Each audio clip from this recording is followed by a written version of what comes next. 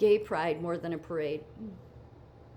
It's the most selfish movement that's ever been created. It's the most anti-woman movement that's ever been created. And it's the most anti-God movement ever. But they don't deny that, of course. But they're no different than the Christian nationalists. They're the same because they come from the same cloth. That's where it all comes from.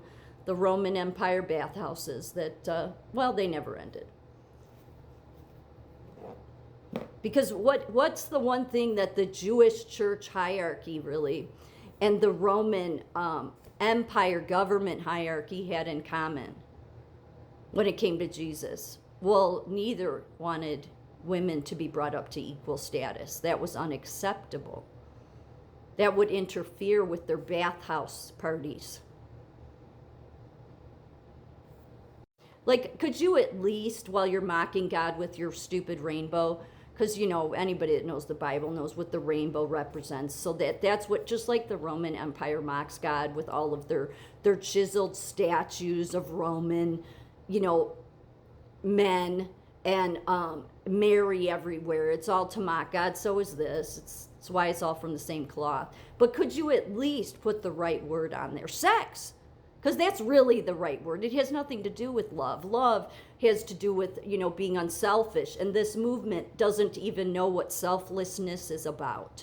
It only knows my identity importance, my ego importance, me, I, self, me. That's all it is. That's all it knows. So at least put the right word on there. It's about sex. And it's important what sex you're going to be.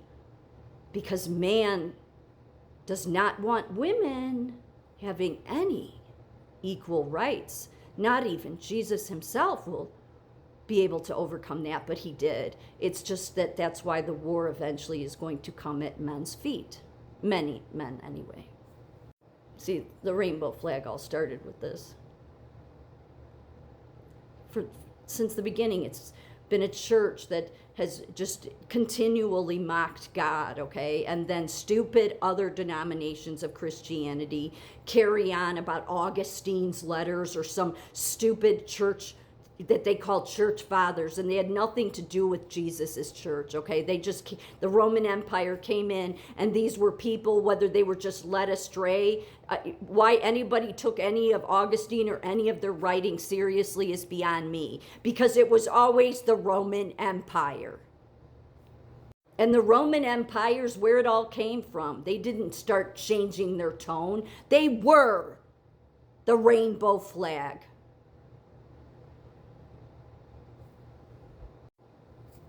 The surprising story of James Martin, the Jesuit, who is changing the relationship between the church and LGBTQ 569 community.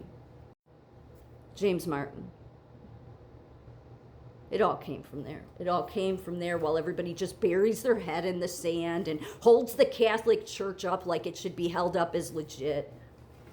And then, because Christian nationalists wanted to blame the women's rights movement for a bunch of gay men, okay, that were responsible for all of this to begin with. But the men on the Christian nationalists, they're just the closeted homosexual men. Turning Point, closeted homosexual men. Don't care what the White House says. Don't care. Don't care. Don't care. If they don't want to see the truth, that's on them. They can deal with God on that. Because the war that this has always been at is women. The problem they're all going to have is that God is not going to continually let you destroy women with your mocking and your insults and your dressing up like slobs and sluts, and then biological women stand on the sidelines of these parades and cheer you on. Never knowing the whole time these are men that are spitting all over you. But then they tell you that rainbow group tells you those Christian nationalists, look at what they want to do to women. And there's no difference between them.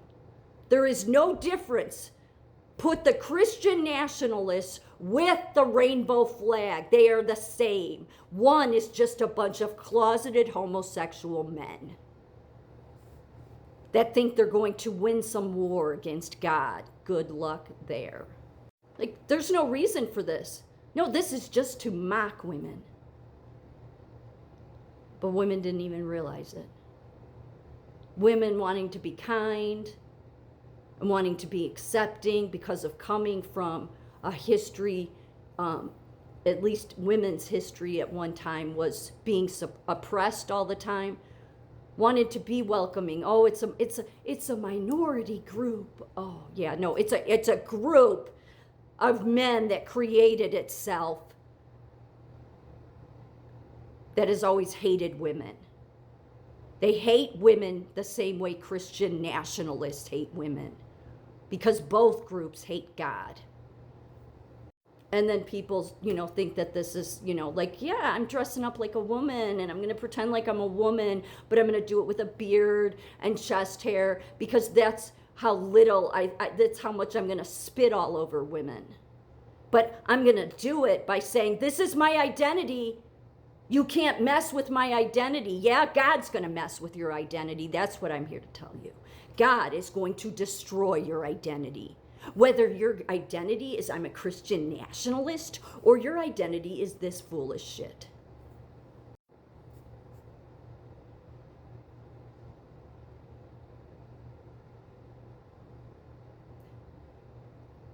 I understand that there are men in society that the true masculine men are men that aren't going to care if a woman is the leader of a church. Those are the truly masculine men. Turning Point is the exact opposite of that, just like Charlie Kirk was the exact opposite of that. Again, I don't care what the White House says. He wanted to push women down, because that's what both sides have always been about. That's why the majority of people in Washington, the reason nothing gets done except them having sex with each other, bending other men over in the Capitol, that's all they seem to be getting done, okay?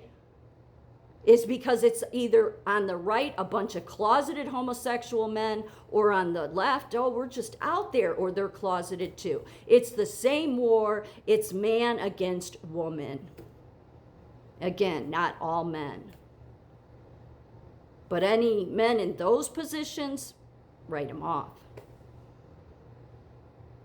You can't win against it. This has been the war since the beginning, because man thinks that God told him to rule over women, and he didn't. He was warning Eve that man will rule over you now that this happened. And then men ran with that. The stupidity of just that simple line that they ran with, that wasn't even directed towards them, has created all of this crazy nuts, which is why we live in crazy world.